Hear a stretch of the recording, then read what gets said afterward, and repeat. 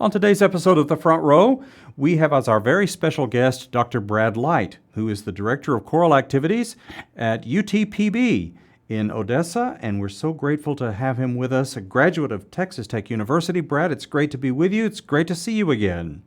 It's great to see you too, and thanks for having me. Of course. So, just to begin with, tell us a little bit about what you're doing down at UTPB. I am in my second year as the director of choral activities and an assistant professor here. So I'm the program director for the choral music education degree. So I direct the choirs, I teach music education courses, and I'm also engaged in the community as well. The West Texas Symphony, I conduct their symphony chorale. And so I'm just getting plugged into the musical community and the singing community around here. Right. Sounds like you're plenty busy. Very busy. That's Good great. kind of busy, though. Well, one of the things that you're also adding to your plate is a new choral ensemble. Tell us how this began to percolate in Genesis and how that's all come to fruition. Well, thanks for asking. This is we're called the West Texas Choral Artists, and this came from a couple of places in my mind. I came here from Kansas City, and when I was up there, I was fortunate to sing with several choral ensembles in the community that specialized in just general historical choral music to specifically early music. And I loved performing with those ensembles, and I loved being able to go and see the different ensembles as well. And it's something that I've missed since being down in West Texas.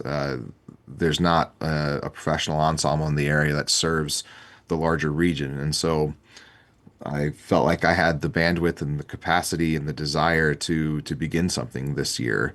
And so that's really my vision for it. We're starting. This is our very first concert coming up on April 4th, and I hope that in future seasons that we'll be able to give more frequent concerts and to truly serve the West Texas area. Um, all of our artists are either currently in, from, or connected to the West Texas area. Some of them are coming from New Mexico, some of them are coming from San Angelo, some of them are coming from Midland, Odessa. And so it's a priority of mine that we have an ensemble made up of regional professionals, and then also that we are serving the larger West Texas community. So my hope in the future is that we'll have concerts in Lubbock, in Midland, Odessa, up in the Amarillo area, and anywhere in between to be a regional serving institution. And the concert on April 4th is, in fact, here in Lubbock. Is that right? It is our first concerts here in Lubbock on April 4th. Great. What do you have in mind in terms of just general literature? So for this first concert or just in general? Well, actually, both. What do you see yourself doing long term, and what have you decided to do for this inaugural concert? So for this, I'll start with the inaugural concerts. I for myself and for the future of the organization, that I really wanted this to be kind of a proof of concept idea. So we're doing a program that spans the common practice period and some more well-known things and some less well-known things. So we're gonna do Jean Lecain's the Song of the Birds, Le Chant des Oiseaux, and we're gonna do a set of three by a composer that's new to me, Guillaume Bouzignac. We're doing three of his motets from the very early Baroque period.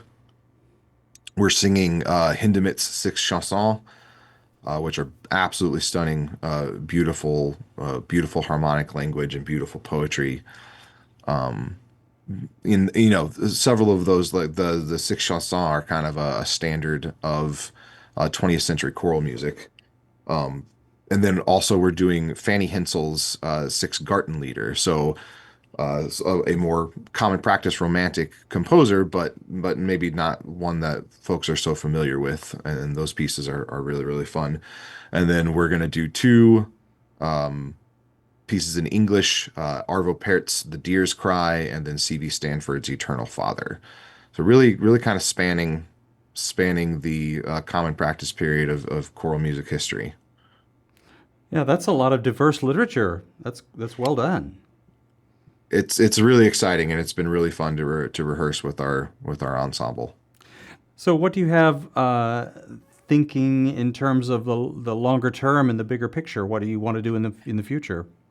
So one of the things I like about working with an ensemble like this is it can kind of be project based. We don't have to decide to be one thing. So if in the next time around we want to do some newer music or a complete work by a composer, we can do that. Or if we want to have a program that's more based around early music and explores some of the more or less well known pieces from that period, we can do that as well.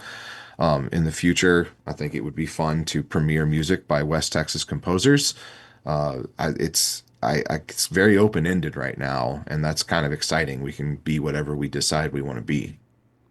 That sounds great. Um, for people who want to know, give us more detail about the April 4th concert, time, date, place. Time, date, place. April 4th at 7:30 at Covenant Presbyterian Church in the sanctuary there. It'll be a 7:30 p.m. concert. It was free admission. Again, we're new on the scene, and so we want to make it as open and as inviting as possible. So we're offering this one free admission. And come check us out and hear some really beautiful music and the beginning of an exciting new thing. Sounds great. That's the West Texas Choral Artists. Do I have that right? That's absolutely right. Their debut performance coming up on April 4th, led by our guest today on the front row, Dr. Brad Light. Brad, as always, thank you. It's great to see you. Thanks for being our guest on the program today. Thank you so much, Clint.